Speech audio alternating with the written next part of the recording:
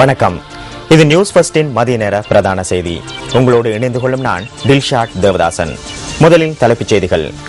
நீதிமன்றத்தில் ஆஜரான பாராளுமன்ற உறுப்பினர் நிமல் விஜயசிங்க இன்று பிணையில் விடுதலை. 38 இந்திய மீனவர்கள் கடற்படையினரால் கைது. நாட்டில் நிலவும் வறட்சியான காலநிலை காரணமாக சில வனப்பகுதிகளில் தீ பரவியுள்ளது. காசா பகுதியில் ஏற்பட்டுள்ள மோதல்களை இருதரப்பும் நிறுத்தும்படி ஐநா அறிவித்துள்ள நிலையில் யுத்தம் தொடர்கின்றது. இனி விரிவான செய்திகள். கிராம உத்தியோகத்தரை தாக்கியதாக கூறப்படும் சம்பவம் தொடர்பில் நீதிமன்றத்தில் ஆஜரான ஐக்கிய மக்கள் சுதந்திர கூட்டமைப்பின் பாராளுமன்ற உறுப்பினர் நிமல் விஜயசிங்க இன்று பிணையில் விடுவிக்கப்பட்டுள்ளார். சந்தேக நபரான பாராளுமன்ற உறுப்பினர் இன்று முற்பகல் பீலச நீதவான் நீதிமன்றத்தில் ஆஜரானதாக போலீசார் தெரிவித்தனர். இதன்போது 1500 ரூபாய் ரொக்க பிணையிலும் 1 லட்சம் ரூபாய் சரீர பிணையிலும் அவர் விடுவிக்கப்பட்டுள்ளார். குருநாகல் மாவட்ட ஐக்கிய மக்கள் சுதந்திர கூட்டமைப்பின் பாராளுமன்ற உறுப்பினர் நிமல் விஜயசிங்க கடந்த சனிக்கிழமை கிராம உத்தியோகத்தர் ஒருவரை தாக்கியதாக தெரிவிக்கப்படுகின்றது. ஆயினும் இந்த குற்றச்சாட்டுகளை அவர் முற்றாக நிராகரித்துள்ளமை குறிப்பிடத்தக்கது. இலங்கை கடல் எல்லைக்குள் அத்துமீறி பிரவேசித்து மீன்பிடியில் ஈடுபட்ட 38 இந்திய மீனவர்கள் கடற்படையினரால் கைது செய்யப்பட்டுள்ளனர். தலைமன்னார் மற்றும் காங்கேசன்துறை கடற்பரப்புகளில் இவர்கள் நேற்றிரவு கைது செய்யப்பட்டதாக கடற்படையின் பேச்சாளர் கமாண்டர் கோசல வர்ணகுல சூரிய தெரிவித்தார். இந்திய மீனவர்களின் 9 படகுகளும் கடற்படையினரால் கைப்பற்றப்பட்டுள்ளன. 4 படகுகளுடன் 20 இந்திய மீனவர்கள் தலைமன்னார் கடற்பரப்பில் கைது செய்யப்பட்டதுடன் ஏனையவர்கள் காங்கேசன்துறையில் கைது செய்யப்பட்டதாக கடற்படையின் பேச்சாளர் கூறினார். இந்த குழுவினர் தலைமன்னார் மற்றும் காங்கேசன்துறைக்கு அழைத்து வரப்பட்டதன் பின்னர் அந்த பகுதிகளின் கடற்றொழில் திணைக்களத்தினரிடம் ஒப்படைக்கப்பட உள்ளனர். இதேவேளை இந்தியாவில் கைது செய்யப்பட்ட 39 இலங்கை மீனவர்கள் தொடர்ந்தும் அங்கு தடுத்து வைக்கப்பட்டுள்ளதாக கடற்றொழில் அமைச்சு தெரிவித்துள்ளது. இந்தியாவின் ஆந்திர மாநிலத்தில் 23 மீனவர்களும் 4 படகுகளும் தடுத்து வைக்கப்பட்டுள்ளதுடன் கர்நாடக மாநிலத்தில் 16 மீனவர்களும் படகொன்றும் தடுத்து வைக்கப்பட்டுள்ளதாக கடற்றொழில் அமைச்சு தெரிவித்துள்ளது. இந்திய எல்லைக்குள் மீன்பிடி நடவடிக்கையில் ஈடுபட்ட குற்றச்சாட்டின் பேரில் இவர்கள் கைது செய்யப்பட்டுள்ளனர். கைது செய்யப்பட்ட 39 இலங்கை மீனவர்களையும் விடுவிப்பதற்கான நடவடிக்கை எடுக்கப்பட்டுள்ளதாக கடற்றொழில் திணைக்களம் தெரிவித்துள்ளது. தெனியாய பகுதியில் சிறுமியொருவர் துஷ்பிரயோகத்துக்கு உட்படுத்தப்பட்ட சம்பவத்தை கண்டிக்கும் வகையில் மலையகத்தின் பல பகுதிகளில் இன்று எதிர்ப்பு நடவடிக்கைகள் முன்னெடுக்கப்பட்டன. சம்பவத்துடன் தொடர்புடைய சந்தேக நபரை உடனடியாக கைது செய்வதற்கு நடவடிக்கை எடுக்கப்பட வேண்டும் என அவர்கள் வலியுறுத்தியுள்ளனர். ரக்குவானை, தெனியாய, மஸ்கெலிய, பொகவந்தலாவை, அக்கரப்பத்தனை ஆகிய பகுதிகளில் இன்று முற்பகல் இடம்பெற்ற எதிர்ப்பு நடவடிக்கைகளில் நூற்றுக்கணக்கானவர்கள் பங்கேற்றிருந்தனர். லிந்துலை, தலவாக்கலை, பொகவந்தலாவை, தெனியாய, கஹவத்த போன்ற சில பகுதிகளில் தொழிலாளர்கள் இன்று தொழிலுக்கு செல்லவில்லை என எமது பிராந்திய செய்தியாளர்கள் குறிப்பிடுகின்றனர். பொகவந்தலாவை நகரிலும் இன்று எதிர்ப்பு ஆர்ப்பாட்டம் இடம்பெற்றுள்ளதுடன் தெனியாய நகரிலும் இன்று முற்பகல் எதிர்ப்பு நடவடிக்கை ஒன்று முன்னெடுக்கப்பட்டது. ஆர்ப்பாட்டக்காரர்கள் ரக்குவானி வீதியை மறித்து எதிர்ப்பில் ஈடுபட்டுள்ளதாக அங்கிருக்கும் எமது செய்தியாளர்கள் தெரிவித்தனர். எதிர்ப்பில் ஈடுபட்டவர்கள் சந்தேக நபரை கைது செய்வதற்கான நடவடிக்கை எடுக்கப்பட வேண்டும் என வலியுறுத்தினர். எங்களுக்கு எந்த ஒரு சிறுமிக்கும் இந்த ஒரு அவமானம் நடக்கக்கூடாது. சரியானபடி எங்களுக்கு சட்டம் நடவடிக்கை எங்களுக்கு தெரியப்படுத்த வேண்டும். இந்த மாதிரியான காட்டுமிராண்டியான தனத்தை நாங்கள் வன்மையாக கண்டிக்கின்றோம். இவர்களுக்கு தகுந்த பாடத்தை, தகுந்த தண்டனையை கொடுக்குமாறு அரசாங்கத்தை கேட்டுக்கொள்வதோடு இம்மாதிரியான காட்டுமிராண்டிகளை கொலை செய்ய கூட நாங்கள் தயாராக இருக்கிறோம். பெண் பிள்ளைகளை பாலியல் வன்முறைக்கு உட்படுத்தும் ஆண்களை வன்மையாக கண்டிக்கிறோம் நாங்கள். இதேவேளை சிறுமியொருவர் துஷ்பிரயோகத்திற்கு உட்படுத்தப்பட்ட சம்பவம் தொடர்பில் சந்தேக நபர் ஒருவர் ரக்குவானி போலீசாரால் கைது செய்யப்பட்டுள்ளதாக போலீஸ் ஊடகப் பிரிவு குறிப்பிட்டது. சந்தேக நபரை பெல்மடுள்ள நீதவான் நீதிமன்றத்தில் ஆஜர்படுத்துவதற்கான நடவடிக்கைகள் எடுக்கப்பட்டுள்ளதாக போலீசார் தெரிவித்தனர். திருகோணமலை கோமரங்கடவல போலீஸ் பிரிவின் பத்மீகம பகுதியில் 14 வயதான சிறுமியொருவர் துஷ்பிரயோகத்திற்கு உட்படுத்தப்பட்டுள்ளார்.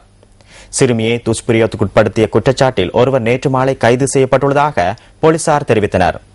பாதிக்கப்பட்ட சிறுமி திருகோணமலை பொது வைத்தியசாலையில் தற்போது அனுமதிக்கப்பட்டுள்ளதாக பிராந்திய செய்தியாளர் குறிப்பிட்டார். சந்தேக நபரை இன்றைய தினம் நீதிமன்றத்தில் ஆஜர்படுத்துவதற்கான நடவடிக்கைகள் முன்னெடுக்கப்பட்டுள்ளதாகவும் மேலதிக விசாரணைகளை மேற்கொண்டு வருவதாகவும் கோமரங்கடவல போலீசார் தெரிவித்தனர். கதிர்காமம் பகுதியில் குளவிக்கோட்டுக்கு இலக்கான முன்பள்ளி மாணவர்கள் 29 பேர் உள்ளிட்ட 50 பேர் வைத்தியசாலையில் அனுமதிக்கப்பட்டுள்ளனர். முன்பள்ளி இயங்கிய வளாகத்தில் இருந்த மாமரம் ஒன்றில் காணப்பட்ட குளவிக்கூடு இன்று காலை 8 மணி அளவில் கலைந்துள்ளதாக போலீஸ் ஊடகப் பிரிவு தெரிவித்தது. சம்பவத்தில் காயமடைந்தவர்கள் கதிர்காமம் வைத்தியசாலையில் அனுமதிக்கப்பட்டுள்ளனர். கொக்கரெல்ல கொரகதெல பகுதியில் மனைவியை கொலை செய்த கணவன் தூக்கிட்டு தற்கொலை செய்து கொண்டுள்ளார். குறித்த நபர் நேற்றிரவு 7 மணியளவில் கூறிய ஆயுதத்தால் குத்தி மனைவியை கொலை செய்துள்ளதாக போலீசார் தெரிவித்தனர். இதன் பின்னர் குறித்த நபர் தூக்கிட்டு தற்கொலை செய்துள்ளார். கணவன் மனைவிக்கிடையே ஏற்பட்ட வாய் தர்க்கமே இந்த 2 உயிரிழப்புகளுக்கும் காரணம் என போலீசாரின் முதற்கட்ட விசாரணைகளில் இருந்து தெரியவந்துள்ளது. இரு பிள்ளைகளினது பெற்றோர்களே இவ்வாறு உயிரிழந்துள்ளதாக போலீசார் தெரிவித்தனர்.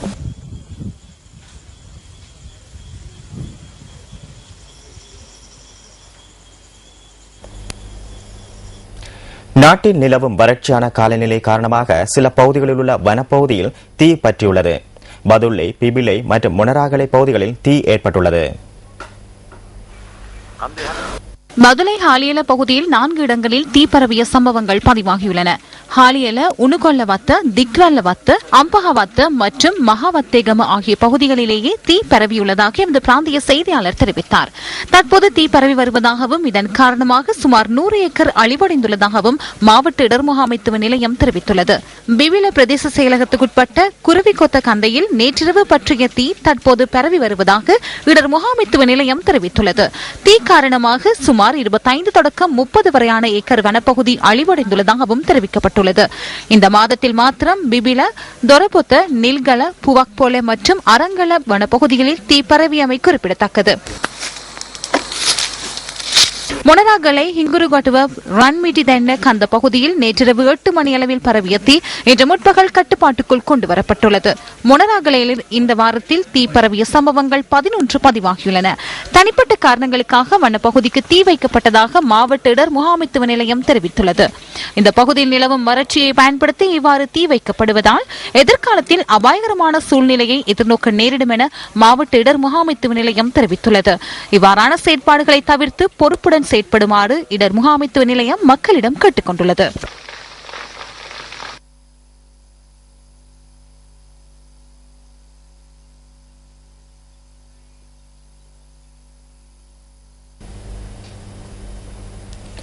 பப்பாசி பழம் மனித உடல் ஆரோக்கியத்துக்கு மாத்திரமின்றி இலங்கை பொருளாதாரத்தின் ஆணிவராக இருக்கும் விவசாய துறையிலும் குறிப்பிட்ட அளவு பங்களிப்பை வழங்குகின்றது. நாட்டின் சில பிரதேசங்களில் நிலவும் வறட்சியால் பப்பாசி செய்கை பாதிப்பை எதிர்நோக்கியுள்ளது.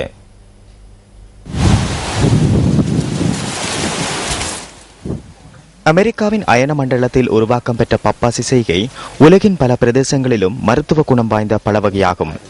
வவுனியா மாவட்டத்தில் பப்பாசி பயிற்சிகை பிரசித்தி பெற்று விளங்குவதுடன் பப்பாசிக்கான கேள்வியும் அதிகரித்து காணப்படுகின்றது. தமது வாழ்வாதாரத்தை முற்றாக தொலைத்து பல ஏக்கங்களுடன் மீள்குடியேறிய மக்களின் ஜீவனோபாய தொழிலாக பப்பாசி செய்கையை மேற்கொள்கின்றனர். பல்வேறு இடர்களுக்கு மத்தியில் மேற்கொள்ளும் பப்பாசி செய்கையில் இயற்கையும் இறங்கவில்லை என்பது பரிதாபத்துக்குரியது. வவுனியாவில் நிலவும் கடும் வறட்சியால் பப்பாசி செடிகள் நோய் தாக்கத்திற்குள்ளாகுவதுடன் நீர் பற்றாக்குறையால் பாதிக்கப்படுவதாகவும் விவசாயிகள் விசனம் தெரிவிக்கின்றனர். தண்ணியை அடிக்கடி கட்ட வேண்டியாக கிடக்கு. மண்ணெண்ணெய் விலையால் இதால் தண்ணி அடிக்கடி கட்டணும். மற்றும்படி பழத்துக்கு சரியான கிராக்கி இருக்குது. முதலெல்லாம் வியாபாரிகள் வார இல்லை. இப்போ ஒரு நாளைக்கு 4-5 பேர் ஒவ்வொரு நாளுமே வந்து எங்கள்கிட்ட பழம் கேட்டுக்கொண்டிருக்கோம். இப்போ விலையும் பரவாயில்லை. நாங்கள் அதில் எக்ஸ்போர்ட் குவாலிட்டி தவிர்ந்தது தான் நாங்கள் விற்கிறது சரியாக சிரமப்பட்டு கொண்டிருந்தோம். நாங்கள் இப்போ அது நல்ல விலைக்கு போய்கொண்டிருக்குது. இதன் காரணமாக தாம் பொருளாதார ரீதியிலான பல தாக்கங்களை எதிர்நோக்க நேர்ந்துள்ளதாக பப்பாசி செய்கையாளர்கள் கவலை தெரிவிக்கின்றனர். பரவாயில்ல, எல்லாருக்குமே தண்ணி பிரச்சனை.